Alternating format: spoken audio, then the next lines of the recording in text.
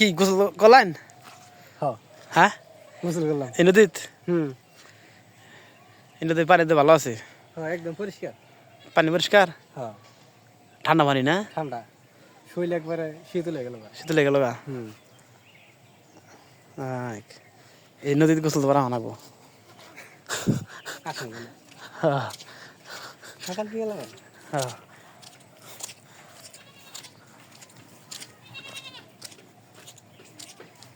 আসার গেল কোনো ওই যাবানি কি সাদা দাদা আস না ওই দাদা না আস না, বাসের বাসের ইয়েটা কোন গেল গা আসোটা